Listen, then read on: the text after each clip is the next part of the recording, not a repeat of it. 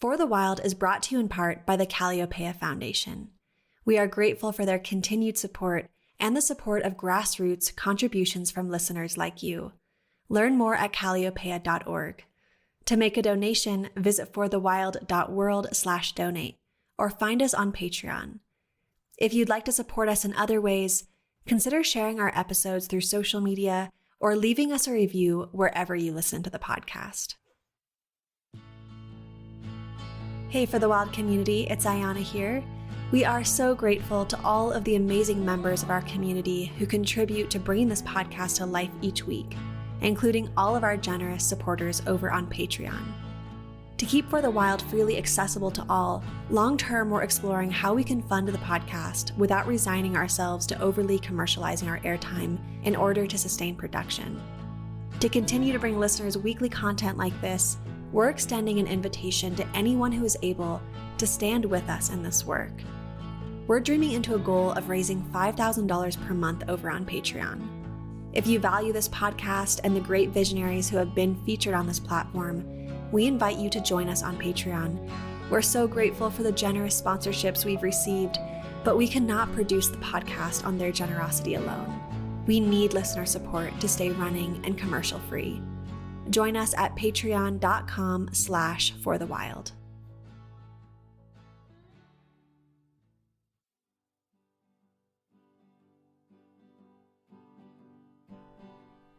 Hello and welcome to For the Wild podcast. I'm Ayana Young. Today I'm speaking with Jenny Odell. It can be easy to forget the importance of those small moments of joy where you sort of remember like what it is that you're fighting for in the first place. And I think there's a real risk of losing that and sort of just living in this grind of despair. Jenny Odell is a writer, artist, and enthusiastic birdwatcher based in Oakland, California. She is the author of How to Do Nothing, Resisting the Attention Economy. Odell teaches digital art at Stanford University and has been an artist in residence at the San Francisco Planning Department, the Internet Archive, and Recology SF, otherwise known as The Dump. Oh, Jenny, thank you so much for joining us today. I am really looking forward to this conversation. I think we need to be having what we're about to have with so many people. And it's just so relevant. And I'm sure you hear that a lot. So I just appreciate you spending some time with us today. Thanks so much. I'm happy to be here. So the attention economy refers to our attention as currency, and its existence predates social media and technology. But I think previously we were able to enter and exit this economy with more freedom, whereas now, through the ubiquity of social media, we remain passively trapped. So to acclimate listeners to our conversation, how do you describe the attention economy, and what meaning does it take on in context to the age of technology? Yeah, so I think that my definition would probably be pretty similar to what you just mentioned. It's an economy in which the currency is your attention. I think that can be measured in different ways, like, engagement, amount of time spent on a platform. But basically, attention is the currency. And as you also mentioned, it predates, the era of social media. As long as we've had advertising, we've had the attention economy. And I think advertising is still a really important example to look at in terms of something that a group of people spent a lot of time on, designing something that was meant to capture and hold your attention and ultimately direct your actions as well to buy something. And so that's something that's been around for a long time. And then, of course, now it's just much more sophisticated. I would say it's more granular. It's kind of embedded more thoroughly, I think, in a lot of our lives, through social media, but also through the fact that you have like a computer in your pocket at all times now. And also that it's occurring on platforms that you use to keep in touch with your friends or to get information. And so it's really quite difficult to get away from. And I think that that's something that I was really struggling through, in the book. Like I think, hopefully it comes across that it was sort of an open question for me. Like, what does this struggle look like? And what is a way of interacting and being in the world without completely succumbing to the attention economy all the time? Mm-hmm. Yeah. The computer in our pocket is So real for so many of us. And in How to Do Nothing, you write, quote, "We know that we live in complex times that demand complex thoughts and conversations, and those in turn demand the very time and space that is nowhere to be found. The convenience of limitless connectivity has neatly paved over the nuances of in-person conversation, cutting away so much information and context in the process," end quote. And I wonder, what exactly is it that makes this so? In part, I think about how when one communicates on social platforms, to some extent, it's always for an audience. Even when one person is speaking to someone or commenting on someone's post, it's with the knowledge that it is for everyone else to see as well. And so I think with this loss of privacy, we reduce our own complexity or replace vulnerability with defensiveness. So do you think social media is inherently incompatible with complexity? I would like to think that it's not necessarily. I think commercial social media is. And, that's why sort of towards the end of the book, I sort of try to imagine this like utopian social media that it's almost like difficult to imagine, but I'm trying, to imagine a social media that just does what we want it to do, which is like connect us to other people, but without the sort of social currency of, notifications and likes and all of the metrics of commercial social media. But as you say, like I think some of it is maybe just, related to this experience of communicating to a kind of anonymous public, even when you sort of feel like you're communicating with your friends, and that maybe like part of the problem with the attention economy is already present in that kind of relationship. So I definitely think that in its current form, something like Twitter or Instagram, if you think of the sheer volume of information that you kind of scroll past when you use either one of those, absolutely is anathema to complexity. Think about like the number of seconds you even spend on anything. And, one point I was trying to make in the book was that the attention economy trades on not just attention, but a really specific form of attention. I think a shallow one. So a kind of reactive, knee-jerk reaction, the kind of attention that an advertisement would work on, almost like habitual. And a lot of what I'm trying to do in the book is to talk about and try to encourage or grow these other deeper, slower forms of attention. And it's like this shallow attention both feeds the attention economy, but it also comes out of it. So it's the thing that kind of like draws you into it, but it's also the thing that it teaches you. And so I think there's this danger of entering this spiral where your attention is only ever very shallow and your attention span is very short and the amount of attention that you pay to things is very small. And that I think is a big part of the problem with dealing with any kind of complexity, because if you are seeking context, historical context especially, but also just the kind of inherent complexity of any kind of even like a social movement or an idea really requires patience. It's something where you're not going to get results in 5 minutes. You're not going to get results tomorrow. You may be confused for some time. You may need to ask more questions. And all of these things are kind of like the opposite of the kind of attention and expectation that I think in its current form, social media definitely encourages. Yeah, and also to bring up that algorithms benefit off us acting in rage or anger and fear.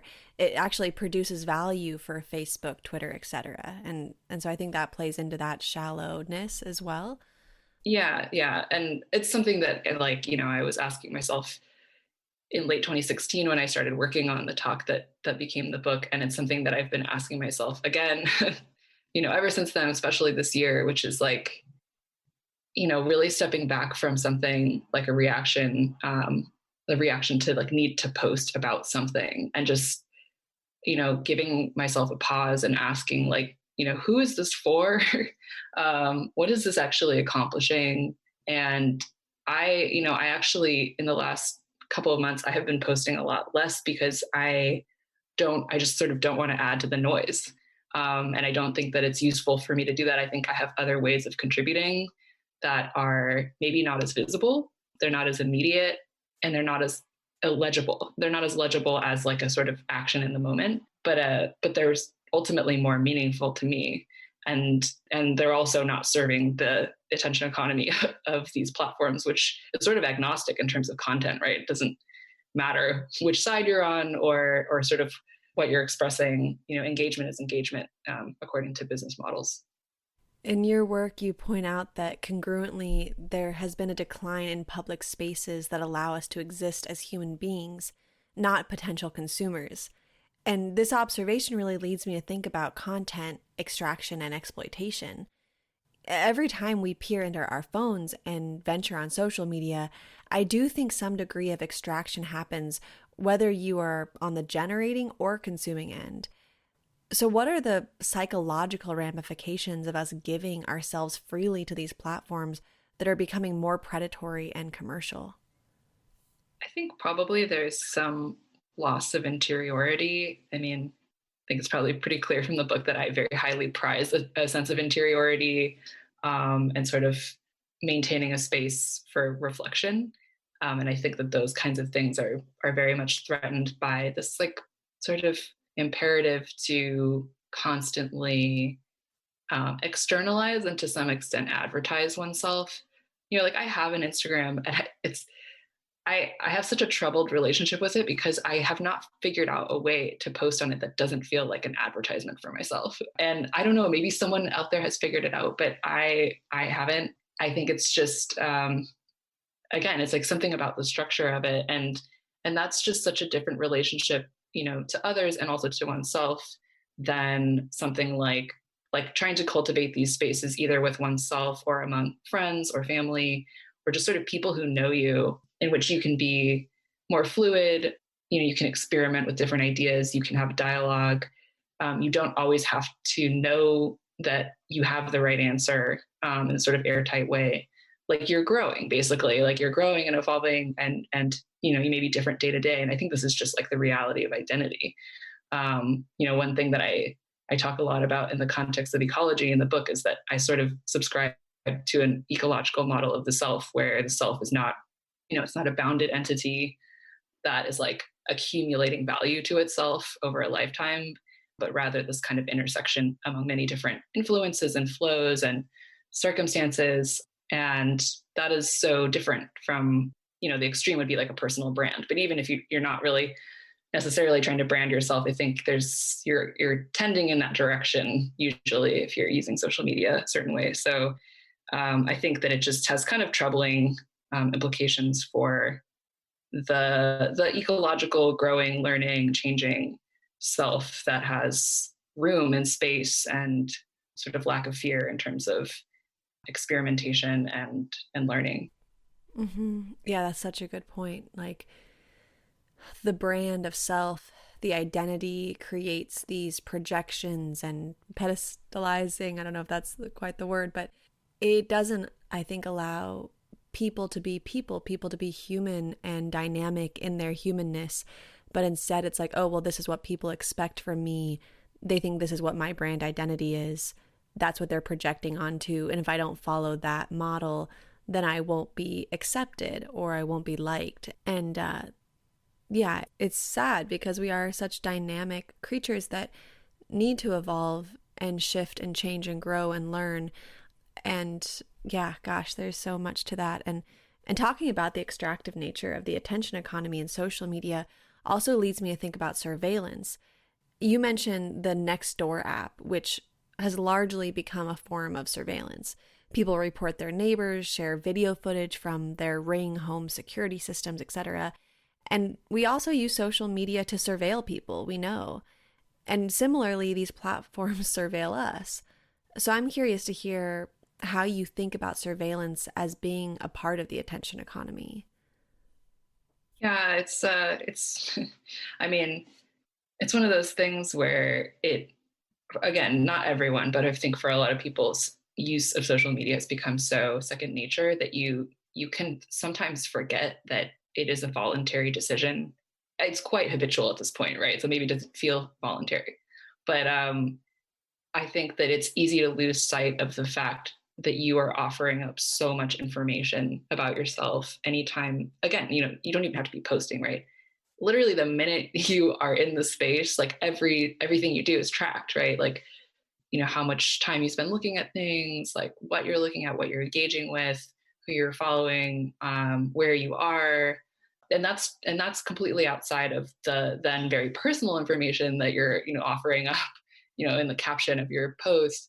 And I think, again, it's one of those things where if you kind of just step back for even a second, or, something I really recommend, which is, and I'm not alone in recommending this, it's just like, try not doing it for a while. It doesn't have to be that long. Like, I guess it depends on how frequently you use it, right? But like, let's say you take like a week off or something. And I also strongly believe that, you don't need to make a big post about how you're going to be like taking a hiatus from Instagram. Like, you don't owe anyone that. Like, you don't work for this anonymous audience. You don't need an out of office message for like the world.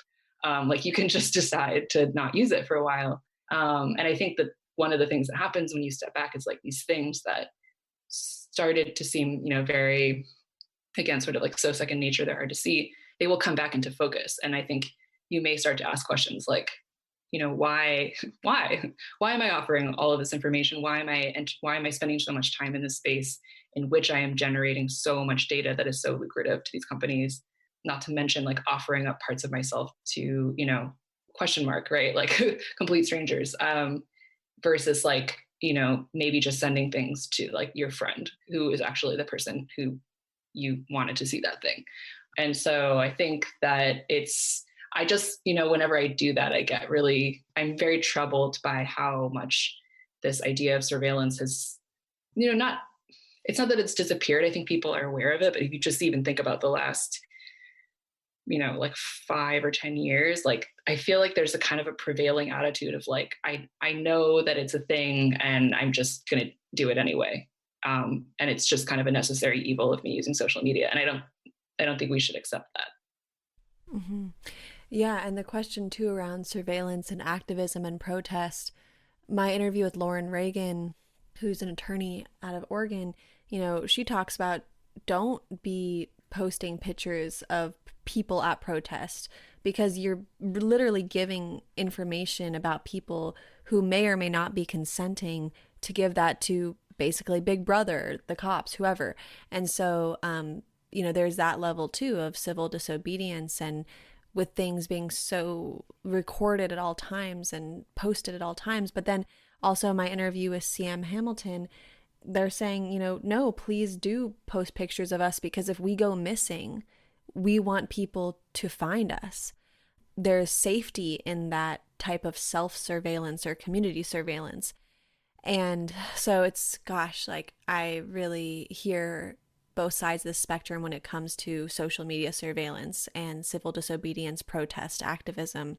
And it's something that I think we need to just think more about and come to community consent about, and really strategize about how are we using these platforms? How are we taking power from them, or what are we using them for? I mean, there's all these questions that come to mind, but yeah.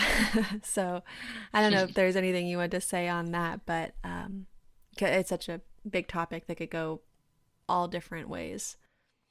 Yeah, I mean, I very much feel like, I wrote the book hoping that it might be helpful to activists among others, but I am not personally an activist. And I say that because I know, and I know some activists much more actually now than before I wrote the book.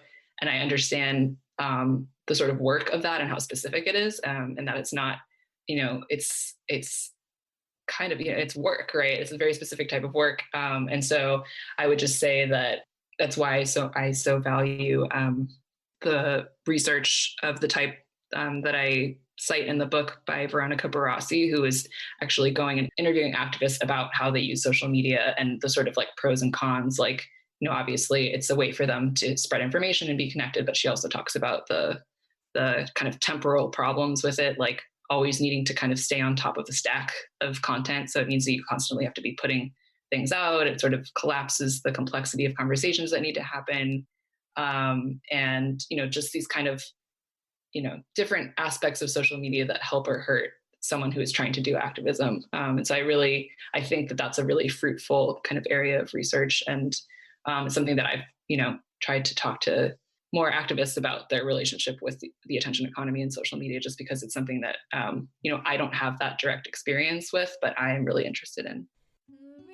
The river is and emerald green, or tourmaline, or serpentine, not obsidian, or ebony, or raw honey. The river you can see across the other side, acquainted talks divide last wide, yet current strong, where to belong, the winter song.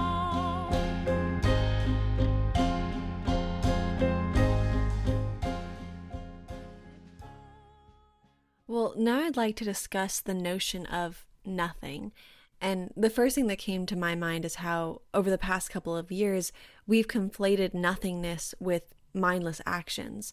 You know, if we've spent the last hour scrolling on our phones, we say we've done nothing. Or, you know, if we're just resting, we say we're doing nothing. So I'm wondering, what do you think nothingness means in our culture? And what does the ideal act of doing nothing look like to you? Yeah, I think that generally, I would say we probably think of doing nothing as not having anything to show for your time.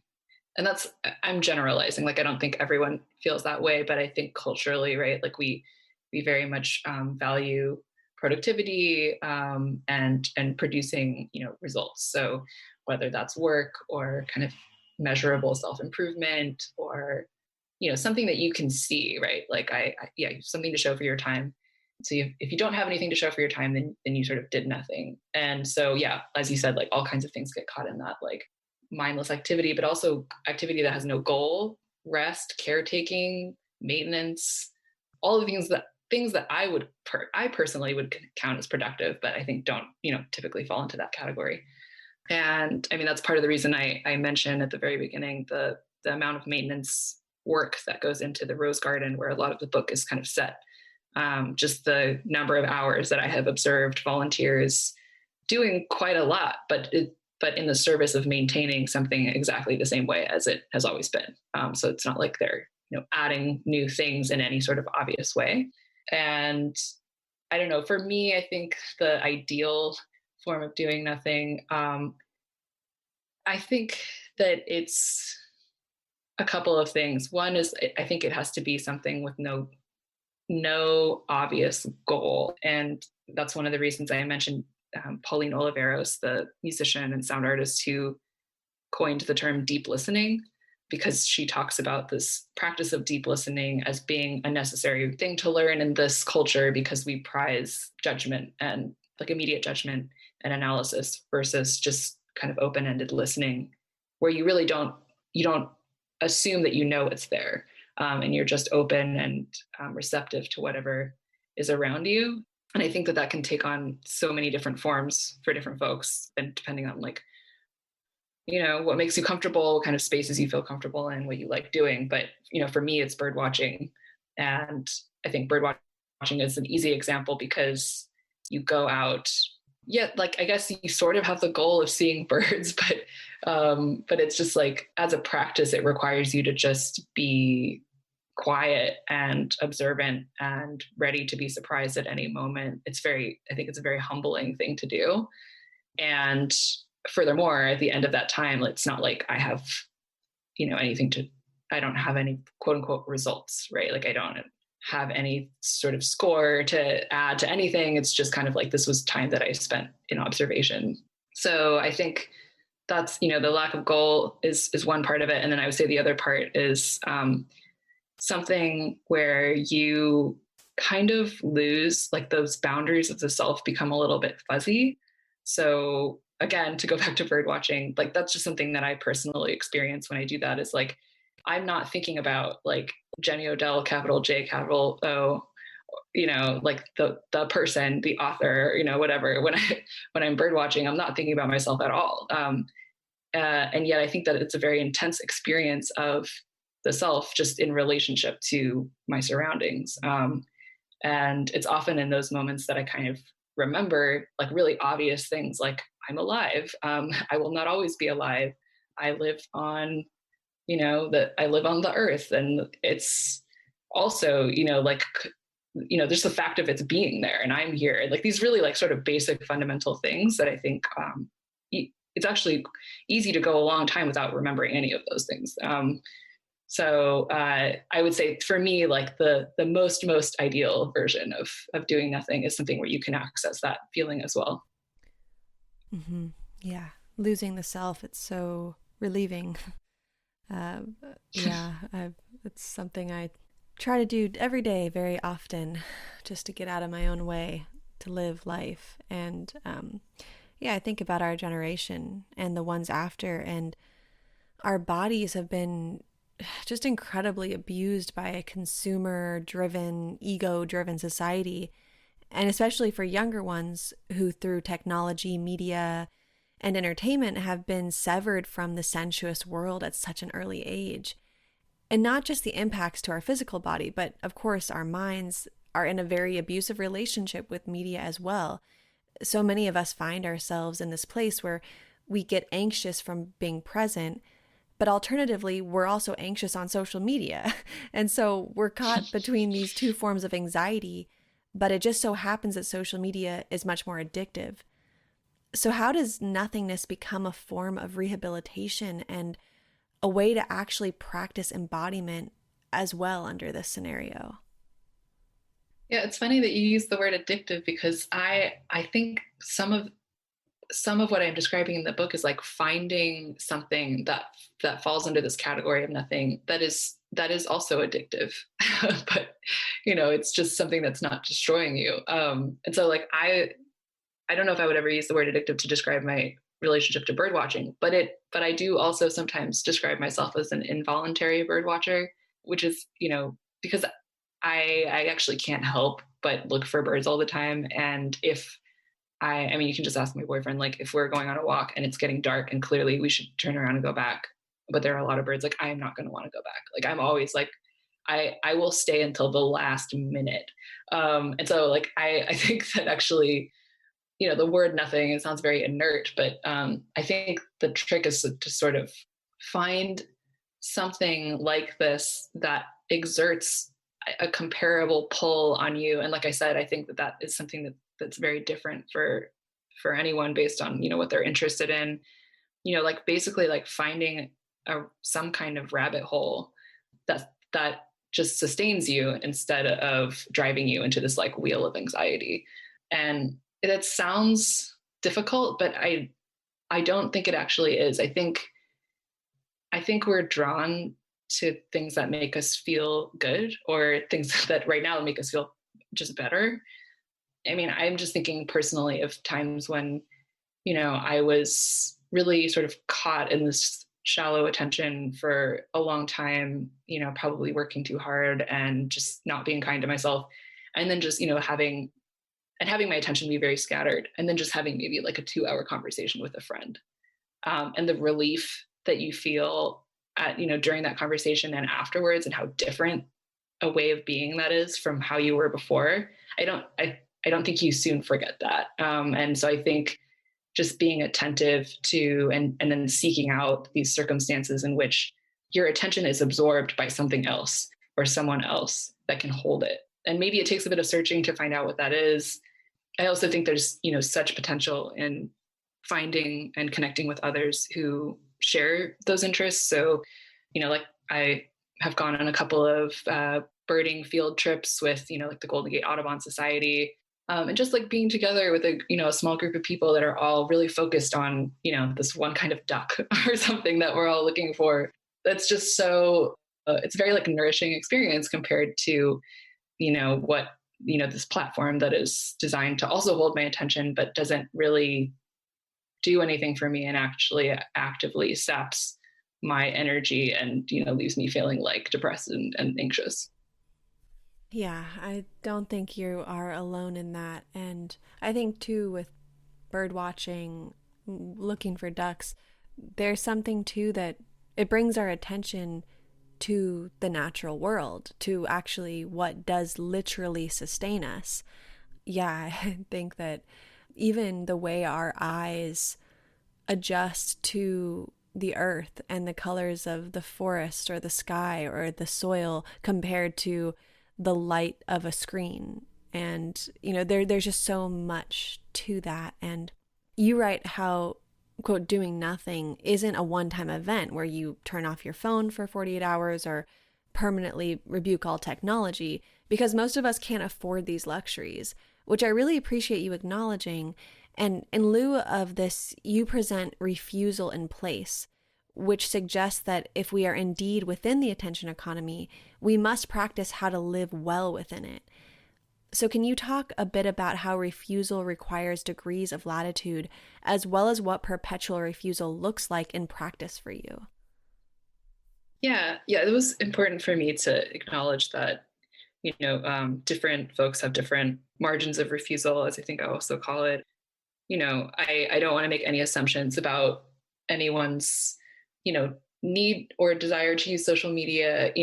For example, like someone who works in media, right? Like a journalist has to have, typically has to have an online presence, for all sorts of reasons. Or, even just like just wanting to, all of your friends are on social media and you need, you feel like you need to be there to participate. There are all kinds of reasons that you would not be able to just kind of like, as I say, like throw your phone in the ocean and run away. And so I think that for me, the kind of refusal in place, it has to do with perspective and trying to gain perspective and also making, as I say, and it's not a one-time event, trying to make that into a sort of discipline or a practice. So, just to borrow like from a physical example, like, so I live at the bottom of a hill and I have, in the last couple of months, I've developed this routine of every morning I walk to the top of this hill. It doesn't take that long. I walk to the top of this hill and there's an intersection where I can, if it's clear, I can see the bay, the San Francisco Bay. And then I can, see San Francisco and the mountains behind it, like if it's clear enough. And then I go back and do whatever I was doing. And I think I'm doing that to sort of like orient myself spatially, but also there's something that I think a lot of us intuitively have experienced, which is like, we do that, right? Like we walk to the top of the hill to get to look at, the environment in which we just were from a different angle. And that gives us some kind of feeling of understanding that we weren't able to have when we were kind of in the middle of it. And for me personally, like that's an experience that I have sought like over and over again. When I was doing more visual art, a lot of it involved satellite imagery and maps and looking at things from weird angles. Like this is just kind of like a thing that I've been obsessed with for a long time. And I think what happened with How to Do Nothing was that I realized that it went from being an artistic interest to like a survival skill, which is like, if you live in the midst of something that you don't agree with, you sort of can't come to terms with, is harmful, like the attention economy, there is this kind of relationship in which you don't completely exit, but you also don't participate the way that you're supposed to. And you always kind of maintain this weird kind of like strange perspective on it. And that may require you to just kind of like mentally even just like ask new questions over time, where this thing that should never feel familiar should always seem a little bit off, right? Like a little bit alien. It's kind of like what I was saying earlier about stepping away from something for a little bit and then it very quickly starts to seem pretty strange. So just kind of maintaining that as like an active discipline. And I say discipline because it's something that I think you have to do continuously over and over again, basically just trying not to fall into a habitual way of being. And I'm saying that in the context of the attention economy, but I also think that that's just a good thing to do in life, in my experience, is to not fall into habitual ways of thinking and to always kind of be almost like poking yourself and trying to see the thing that you weren't seeing, or see the thing that you're used to from a new angle. And I think this is what, for me, has helped me not kind of fall into that groove that social media so expertly sets up for me. Mm-hmm. In addition to refusal in place, you chronicle how bioregionalism and reframing our attention is an antidote to the attention economy. You write, quote, The reason I suggest the bioregion as a meeting ground for our attention is not simply because it would address species loneliness, or because it enriches the human experience, or even because I believe our physical survival may depend on it. I value bioregionalism for the even more basic reason that just as attention may be the last resource we have to withhold, the physical world is our last common reference point, end quote. And we so desperately need common reference points. So can you elaborate a bit more on why you link your critique of the attention economy to bioregionalism? And does this focus prevent us from replicating consumer conditioning? Yeah, I think that for me, bioregionalism is useful as a model, like a conceptual model, but then it's also, I don't know, I shouldn't use the word useful. I guess I would say that it's important to me metaphorically and concretely. So metaphorically, as a sort of model, I think if you pay a lot of attention to your bioregion or anything in your bioregion, it forces you to acknowledge complexity and reciprocal relationships. And it also kind of trebles the idea of like a bounded entity. So like, this is a sort of weird example, but just the other day I was walking to the top of the hill and I saw all of these birds in a tree. Like every bird I've ever seen in this neighborhood was in this one tree, and they were all going nuts. And then I realized that they were all eating these moths. And then I looked at the moths, and the moths were all like spawning out of this spot on the ground. Like hundreds of moths were just flying up into the air and getting eaten by these birds. And I had never noticed that before. And that's just a small example of like, okay, if you say you're a bird watcher, at some point you're going to have to expand out from birds to, trees and plants and moths and bugs. And then you'll also have to start to acknowledge seasons and micro seasons. And you'll have to look at a map that's larger than the area where you live. And it just kind of like any point you pick in a bioregion is going to branch outward like that. And so I think it's a really helpful model for relearning how to see and appreciate complexity and interdependent relationships. I also find it useful as a model of what I call difference without boundary. So there's different bioregions, but there's no hard line between them. And that's something that I very much appreciate as a biracial person who is similarly kind of in between two distinct backgrounds.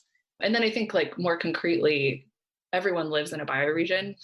It may, depending on where you are and kind of access you have to outdoor space, which is, very, very variable, there are signs around you at any time of where you are.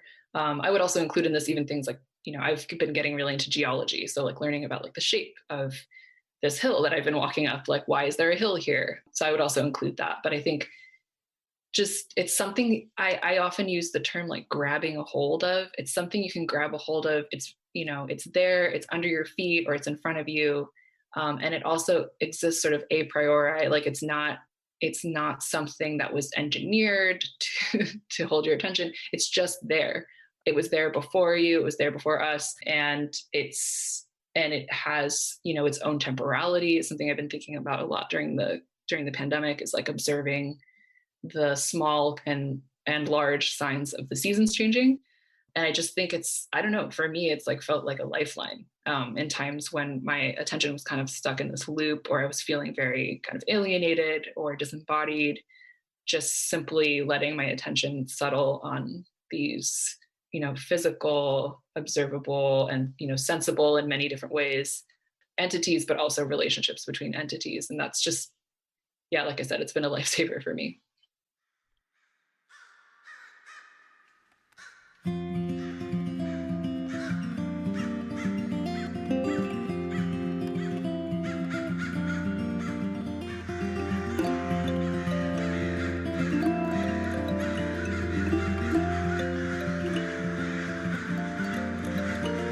There's a crow convergence in the maple tree. They're calling up a cacophony over something I don't see. Are they singing out a song, or is it a human mocking game? Or are they warning us of earthquake, of blood, or a flame? I know somewhere along we listen to their songs. And when did these paths diverge? Was it when technology emerged, or at the onset of the written word, or when we stopped listening to the birds?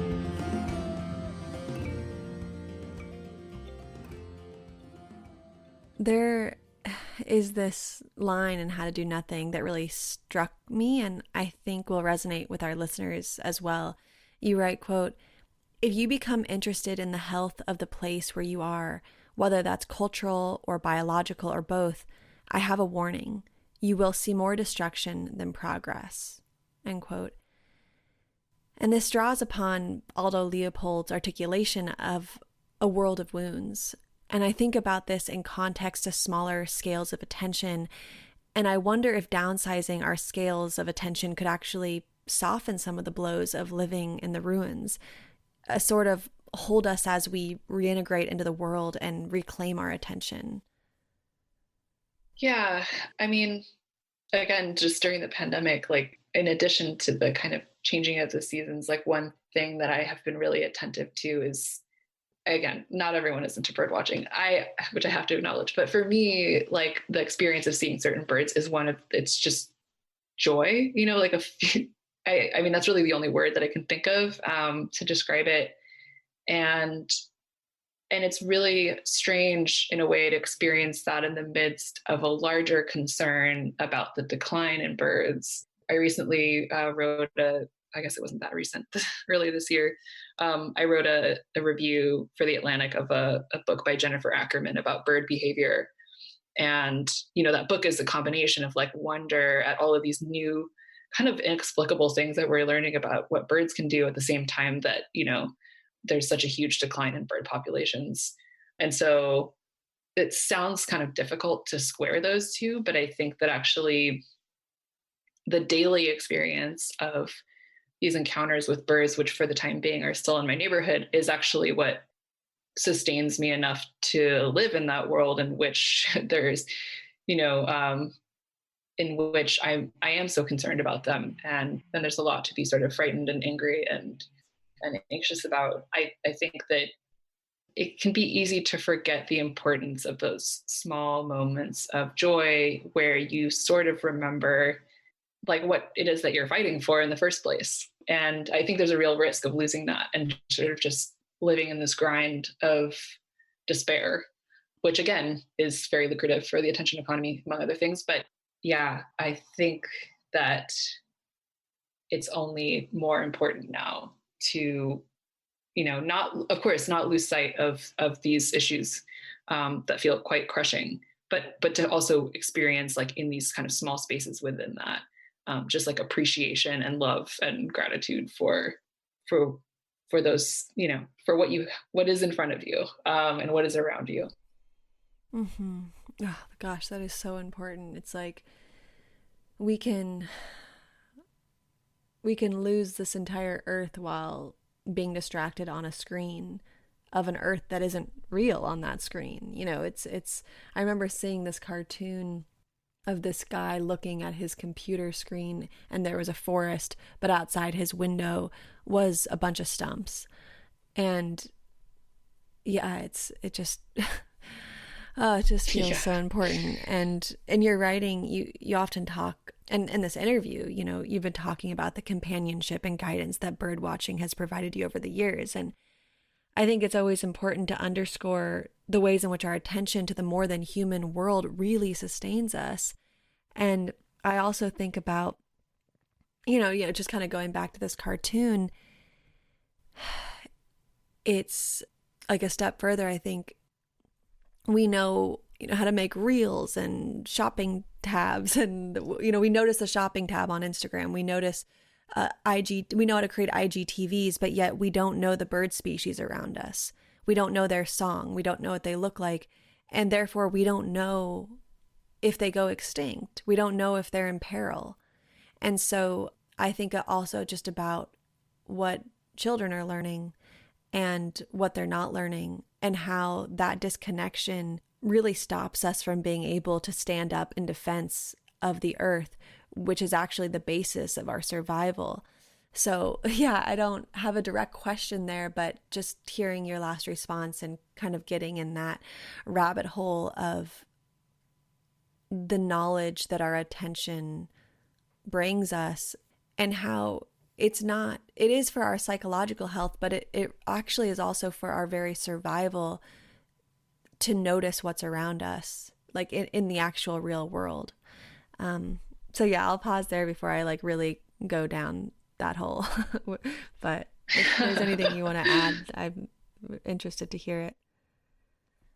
I mean, I will say that, I mentioned earlier the utopian social media. It is still difficult for me to imagine that, but I think it's also true that there are uses of, uh, you know, uses of online connection that actually can help with things like this. So, I mentioned iNaturalist at one point in the book, which is the app that lets you identify plants and, if you're lucky, animals, and which has been huge for me in terms of like becoming familiar with my bioregion, like the ability to not only like take a photo, but also, and then it lets you guess.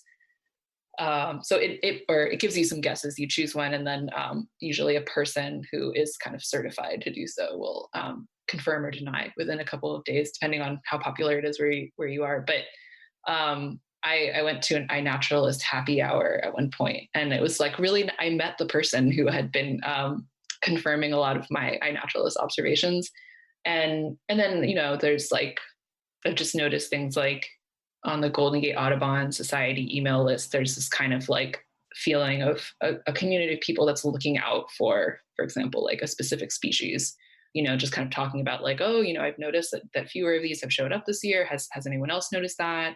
Kind of like coordination of like attention, right?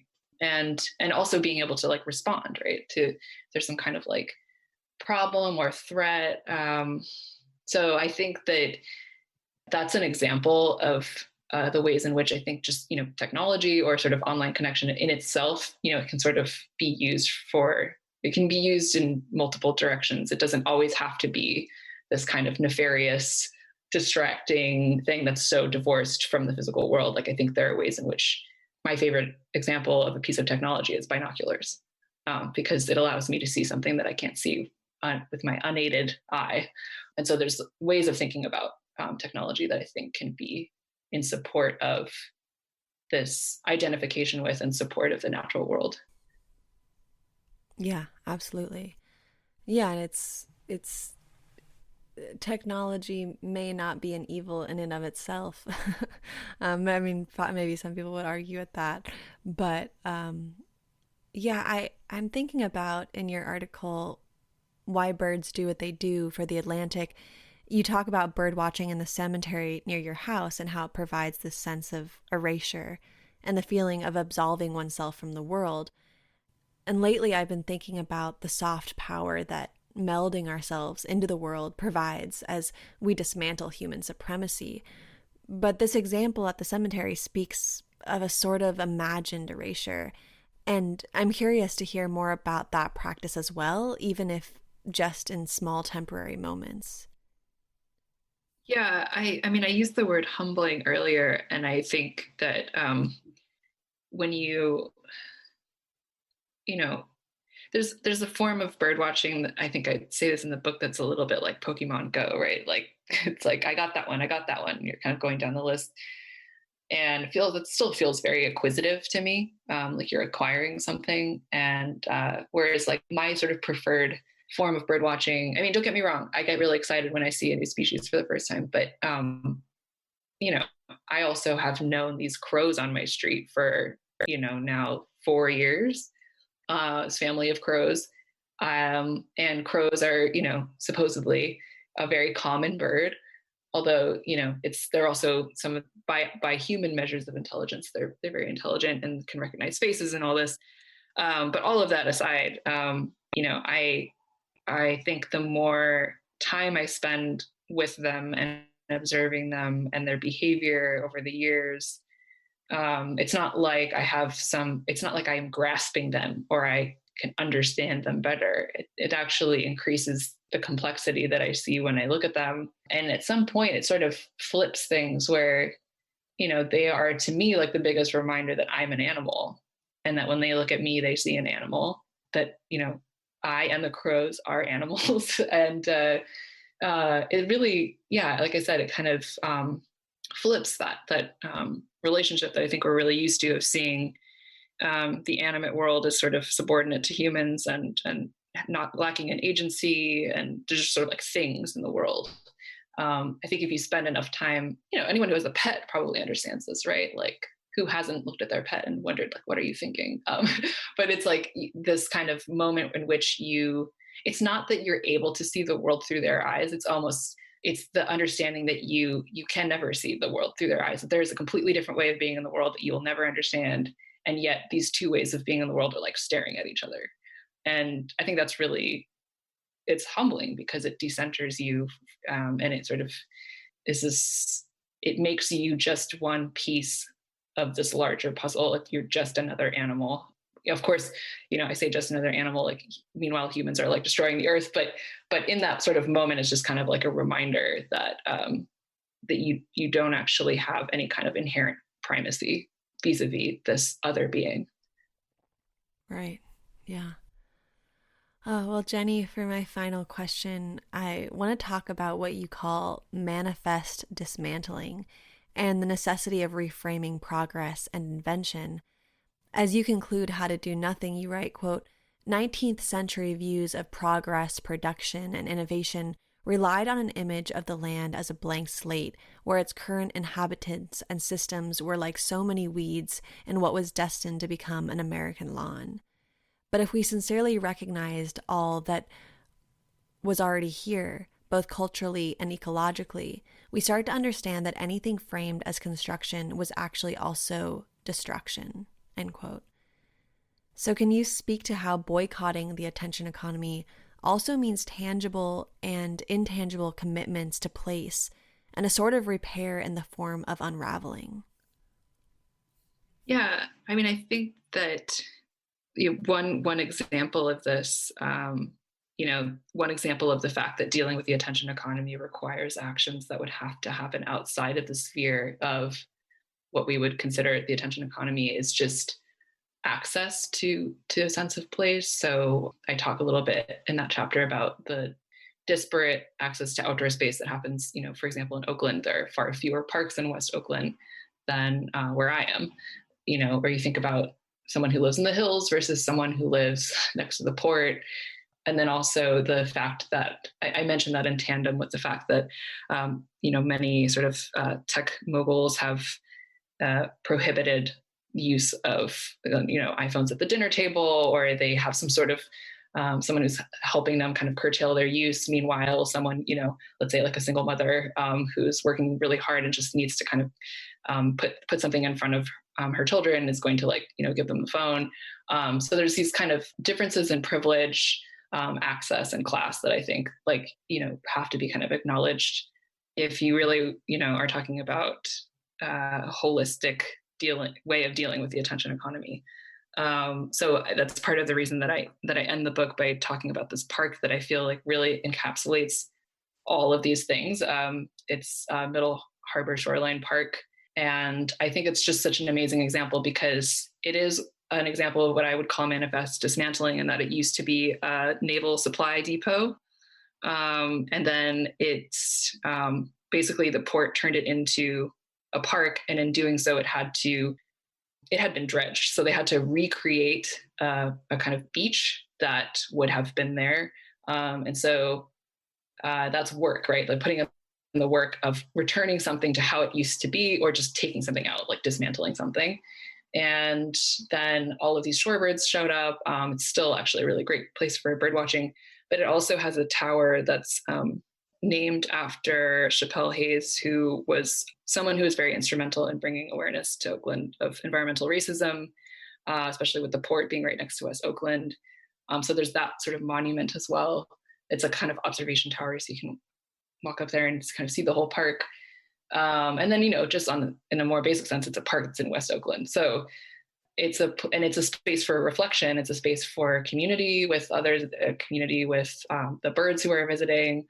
And like, to me, like when I think of what my definition of productive is, like, that's what it is that park. It's like something that, was restored, and a lot of work went into that restoration. And then it's also something that's acknowledging, it's acknowledging harm that's been done. And so, it's like, I don't really want to use the language of like, I try not to use the language of forward and backward, but I think if you subscribe to the kind of manifest destiny version of like linear progressive history, it will look like turning back. It will look like turning around and going backwards. But I think that it only looks that way from that point of view, from the point of view of like health and flourishing and acknowledgement and justice. Like, it's just improvement. I don't really know what else to call it. And it is productive. It's productive of meaning and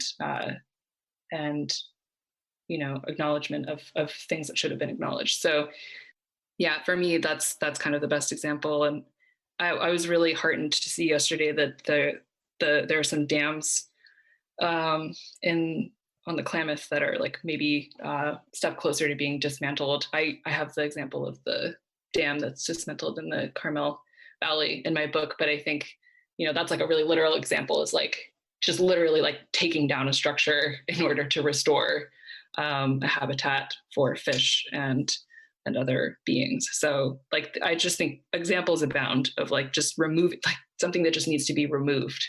To me, that's like a step, quote unquote, forward. Absolutely. I'm so excited about the Klamath Dam news this week, and praying that it follows through with the mission of taking down those dams. I think there's something like 70,000 dams across the United States, and we got to take them down, especially when we still have access to fossil fuels. We got to take them down. So yeah, that's such a wonderful note to end on. Thank you, Jenny, for your time. This has been such an important conversation that I feel like everybody listening will feel connected to in one way or the other. Thank you so much. It's been my pleasure. Thank you for listening to For the Wild podcast. The music you heard today is by Harrison Foster, Bosques Fragmentados, Samara Gisando, and Kritscom.